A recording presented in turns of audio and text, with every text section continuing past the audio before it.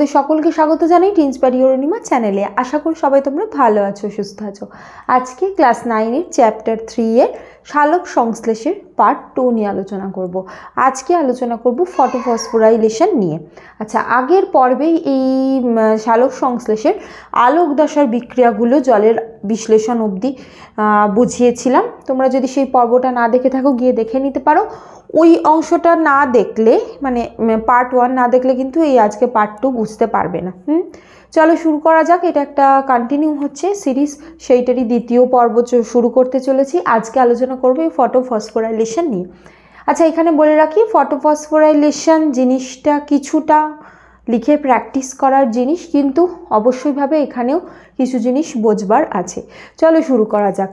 প্রথমেই জানবো কি ফটোফসফোরাইলেশন কি। সূর্যের আলোর উপস্থিতিতে আলোক দশাতে কি হচ্ছে, উদ্ভিদ দেহে রয়েছে এডিপি, অ্যাডিনোসিন ডাইফসফেট। এই আলোক দশাতে উৎপন্ন হয় হলো অজৈব ফসফেট, যেটাকে বলে হলো ইনঅর্গ্যানিক ফসফেট। এখানে দেখো আমি লিখেছি পিআই, মানে হলো I for inorganic, P for হলো ফসফেট। ঠিক আছে, এই ইনঅর্গ্যানিক ফসফেট আলোক দশাতে উৎপন্ন হয়।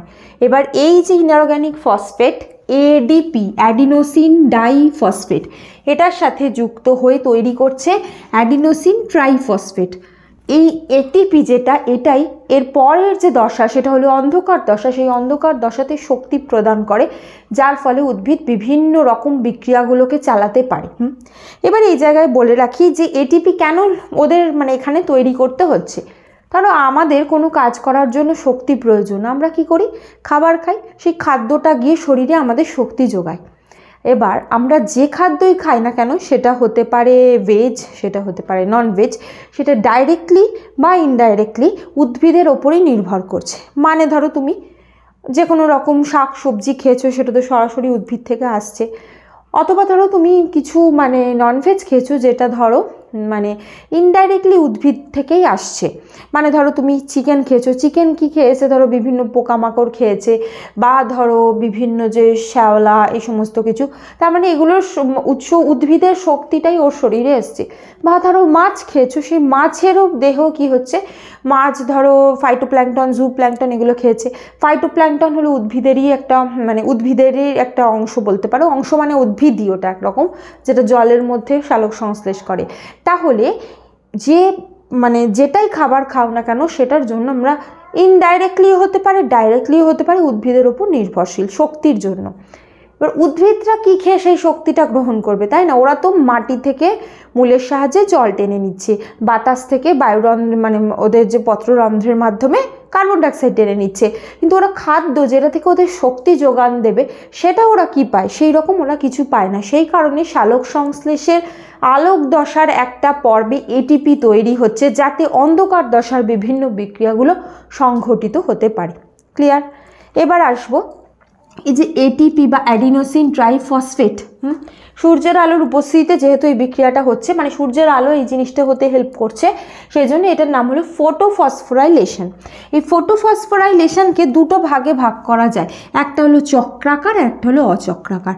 চক্রাকার মানে হলো এক্ষেত্রে জিনিসটা গোলাকারে ঘুরে আবার আগের অবস্থাতে ফিরে আসে, এক্ষেত্রে সেটা নয়। চক্রাকার ফটোফসফোরাইলেশনে PS1 যুক্ত আছে। PS1 মানে হলো দেখো ফটো সিস্টেম 1, মানে ফটো সিস্টেম 1 এই চক্রাকার ফটোফসফোরাইলেশনে যুক্ত। ফটো সিস্টেম 1, ফটো সিস্টেম 2 এই দুটোই হলো এই অচক্রাকারের সাথে যুক্ত। আচ্ছা, এখানে বলে রাখি অচক্রাকার এই যে ফটোফসফোরাইলেশনের বিক্রিয়াগুলো এমনভাবে হয়, এটা দেখতে অনেকটা জেডের মতো হয়, উল্টানো জেড, এরম নয় কিন্তু এইরম। সেই জন্য এটাকে মানে এটাকে দেখেই এন মনে হচ্ছে, কিন্তু দেখো জেডটাকে আমরা যেন ঘুরিয়ে লিখেছি, এই জেডটা এরমভাবে লিখেছি, সেই জন্য এইখানে এটাকে জেড প্রকল্পও বলে। ঠিক আছে, আসবো এগুলো ডিটেল আলোচনা করব। আচ্ছা, এখানে চক্রাকার ফটোফসফোরাইলেশনে 2 অণু এটিপি তৈরি হয়, 2 অণু। আর অচক্রাকার ফটোফসফোরাইলেশনে 1 অণু এটিপি তৈরি হয়, তার সাথে অক্সিজেন উৎপন্ন হয়, তার সাথে NADPH+H+ এগুলো উৎপন্ন হচ্ছে। ক্লিয়ার? এবার প্রথমে আলোচনা করব চক্রাকার ফটোফসফোরাইলেশন, তারপর আলোচনা করব অচক্রাকার ফটোফসফোরাইলেশন। আচ্ছা, যেটা ছকাকারে এরপর লিখবো সেগুলো কিন্তু ভালো করে বুঝে নেবে, তোমাদের এটা প্র্যাকটিস করতে হবে। এখন আলোচনা করব চক্রাকার ফটোফসফোরাইলেশন। এই চক্রাকার ফটোফসফোরাইলেশন সাধারণত সবুজ উদ্ভিদে এবং সায়ানোব্যাকটেরিয়ার দেহে হয়। আচ্ছা, সাধারণত উদ্ভিদ যখন স্ট্রেসফুল কন্ডিশনে চলে যায় তখন এই ফটোসিস্টেম 1 বেশি কাজ করে, মানে চক্রাকার ফটোফসফোরাইলেশন হয়। আগে যেটা আমি বললাম যে এই চক্রাকার ফটোফসফোরাইলেশনের সাথে যুক্ত হলো PS1 মানে ফটোসিস্টেম 1। আচ্ছা, এখানে বলে রাখি যে সূর্যালোক যখনই পাচ্ছে তখন সূর্যালোক থেকে কি পাচ্ছে, ফোটন কণা পাচ্ছে। সেই ফোটন কণা এসে PS1কে উত্তেজিত করে দেয়। PS1 মানে হলো P700, মানে ক্লোরোফিলটার মানে নাম হলো P700, ঠিক আছে।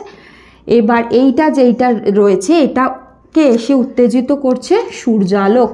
সূর্যালোক না বলে ফোটন কণাও বলতে পারো, সূর্যালোকের ফোটন কণা। তার মানে সূর্যালোকের ফোটন কণা এলো, সেটা এসে PS1কে উত্তেজিত করে দিল।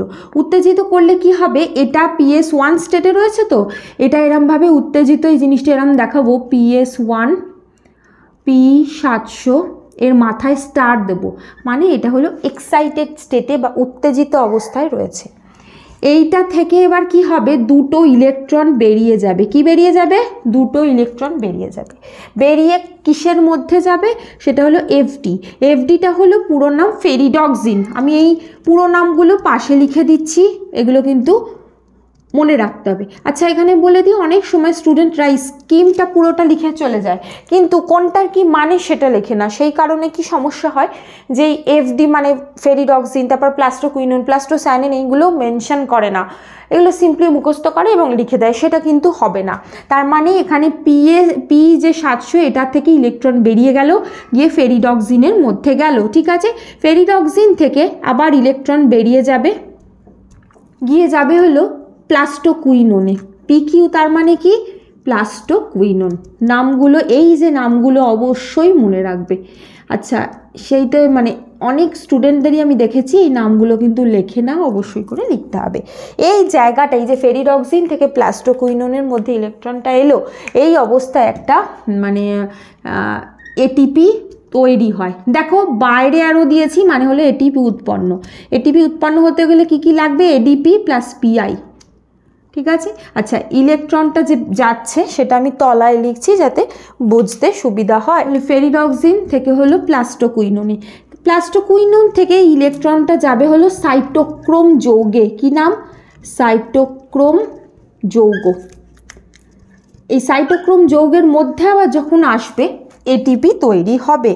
তার মানে এই ইলেকট্রন এখানে যখন এলো প্লাস্টোকুইনোন থেকে সাইটোক্রোম যৌগে এলো, এখানে ADP ইনঅর্গ্যানিক ফসফেটের সাথে যুক্ত হয়ে তৈরি করছে ATP।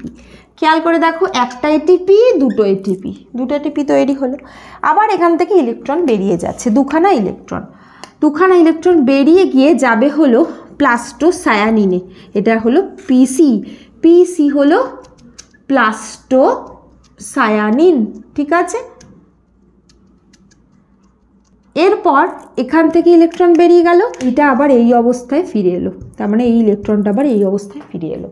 খেয়াল করে দেখো, যেহেতু এটা চক্রাকারে আবর্তিত হলো, মানে ইলেকট্রনটা এখান থেকে বেরিয়ে গেছিল, গিয়ে এরমভাবে প্রত্যেকটা মাধ্যমের মধ্যে দিয়ে গিয়ে আবার ফটোসিস্টেম 1-এ ফিরে এলো এবং এর মাঝে একটা ATP, দুটো ATP তৈরি করলো।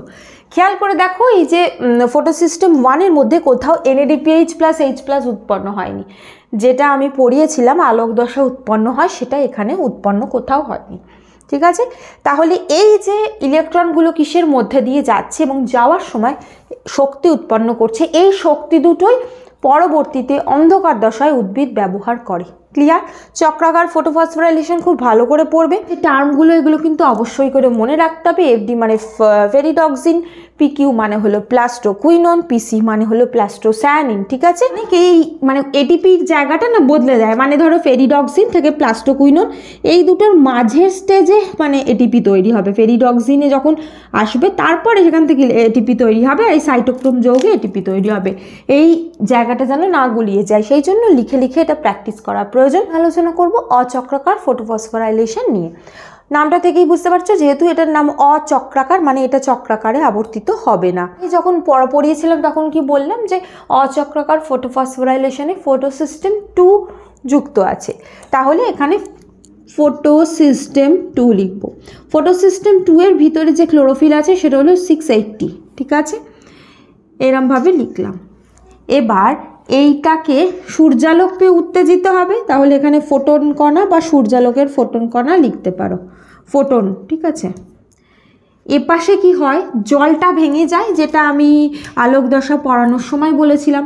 জল যখন ভেঙে যায় কি কি উৎপন্ন হয়, H+ তৈরি করে, আর কি তৈরি করে, তোমার OH- তৈরি করে।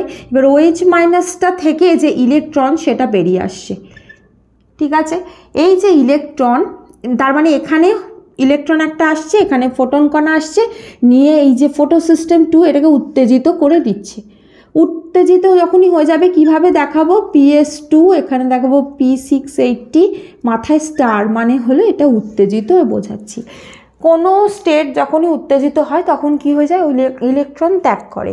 এবার এর ভিতর থেকে ইলেকট্রন বেরিয়ে এলো, প্রথমে আসবে হলো প্লাস্টোকুইনোনে, ঠিক আছে, সেখান থেকে যাবে হলো সাইটোক্রোম যৌগে, সাইটোক্রোম যৌগ। আচ্ছা, এই যে ইলেকট্রনটা প্রথমে PQ-তে গেল, PQ এর পুরো নাম কি বললাম, প্লাস্টোকুইনোন,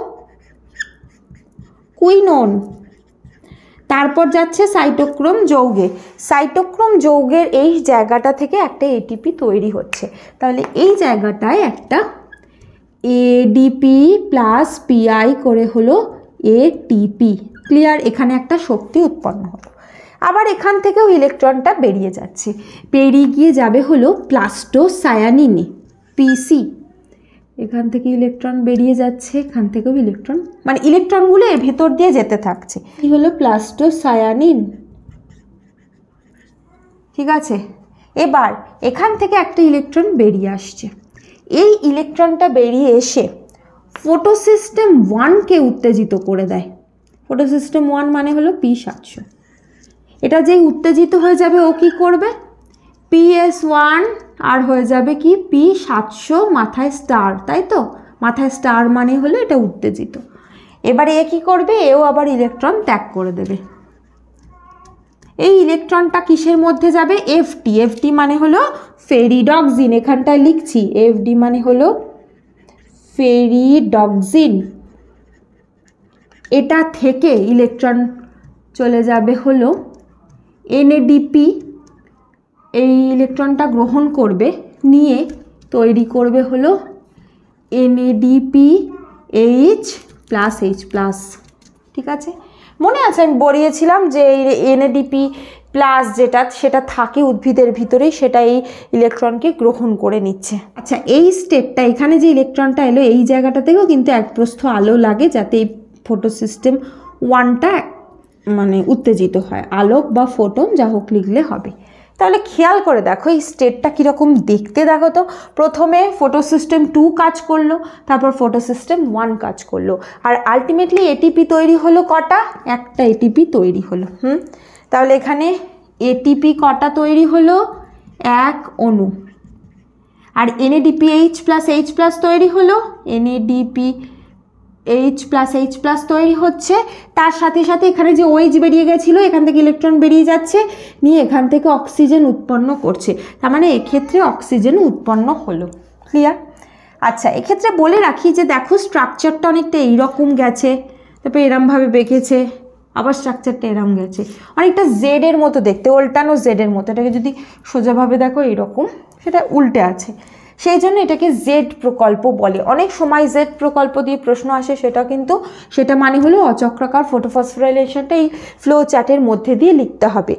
তাহলে আশা করি বোঝাতে পেরেছি যে এই জিনিসটা কিন্তু খুব জটিল সেটা নয়, সিকোয়েন্সগুলো কিন্তু একই, প্রথমে প্লাস্টোকুইনোন, তারপর সাইটোক্রোম যৌগ, তারপর প্লাস্টোসায়ানিন, এই তিনটের ভিতর দিয়ে পরপর যাচ্ছে। আর ফটোসিস্টেম 1-এর ক্ষেত্রে এখানে ফেরিডক্সিন থেকে NADP মানে ইলেকট্রনটা গ্রহণ করে নিচ্ছে। এবার এটা যদি শুধুমাত্র ফটোসিস্টেম 1 বা যেটা চক্রাকার ফটোফসফোরাইলেশনের ক্ষেত্রে বলেছি, সেক্ষেত্রে এই ফেরিডক্সিনের পরই ছিল প্লাস্টোকুইনন সাইটোক্রোম যৌগ প্লাস্টোসায়ানিন, তারপর আবার ঘুরে আগের অবস্থায় চলে যাচ্ছে। এক্ষেত্রে ঘুরে আগের অবস্থায় যাচ্ছে না। ক্লিয়ার? তোমরা যদি দুটোকে পাশাপাশি লিখে প্র্যাকটিস করো বুঝতে পারবে। সিকোয়েন্স খুব যে জটিল সেটা নয়, কিন্তু ইলেকট্রন প্রত্যেকটার ভিতর দিয়ে এরমভাবে যাচ্ছে এবং সর্বশেষে এবং মাঝখানে কিছু কিছু তৈরি হতে থাকছে, যেমন এটিপি, যেমন NADPH প্লাস H প্লাস, আর এখান থেকে অক্সিজেন তৈরি হচ্ছে। ঠিক আছে, খেয়াল করে দেখো, এইটাই হলো আসলে জলের আলোক বিশ্লেষণ, যেটার ক্ষেত্রে বলেছিলাম। মানে জলটা যে ভেঙে যাচ্ছে, জল H2O, সেখান থেকে তৈরি হচ্ছে H প্লাস এবং OH মাইনাস। সেই OH মাইনাস থেকে ইলেকট্রন বেরিয়ে যাচ্ছে, নিয়ে তৈরি করছে OH, 4খানা OH থেকে তৈরি করছে হলো অক্সিজেন এবং জল। ঠিক আছে, তার মানে এই যে অচক্রাকার ফটোফসফোরাইলেশনের মধ্যে কিন্তু জলের আলোক বিশ্লেষণ, তারপর এই যে এসে যে সূর্যালোক এসে যে এই ফটো সিস্টেমগুলোকে উত্তেজিত করছে, সব জিনিসটাই কিন্তু মানে আলটিমেটলি লেখা আছে। আচ্ছা, এখানে বলে রাখি, চক্রাকার এবং অচক্রাকার ফটোফসফোরাইলেশন নিয়ে অনেক সময় প্রশ্ন আসে। সেটার প্রথম পার্থক্য কি, এখানে অচক্রাকারে 1 অণু এটিপি তৈরি হয়, চক্রাকারে 2 অণু এটিপি তৈরি হয়। দ্বিতীয় হলো যে অচক্রাকার photophosphorylation NADPH plus H plus তৈরি হয়, সেক্ষেত্রে চক্রাকারে NADPH প্লাস H প্লাস তৈরি হয় না। আর তৃতীয় হলো, এক্ষেত্রে অক্সিজেন উৎপন্ন হচ্ছে, চক্রাকারে কোনো রকম অক্সিজেন উৎপন্ন হয় না। 3টে খুব গুরুত্বপূর্ণ পার্থক্য আসে পরীক্ষায়। ঠিক আছে, মানে একটু যদি প্রশ্নটা টাফ করে দিতে চান তাহলে এটা পার্থক্যটা আসে। এগুলো লিখে প্র্যাকটিস করবে। আশা করি বোঝাতে পারলাম। পরের পর্বে অন্ধকার দশা নিয়ে আলোচনা করব। যদি কোনো প্রশ্ন থাকে জিজ্ঞাসা করতে পারো। তোমরা এই ভিডিওটাকে লাইক করো, শেয়ার করতে একদম ভুলো না এবং সাবস্ক্রাইব করে অবশ্যই বেল বাটনটা ক্লিক করে দিও। Thank you.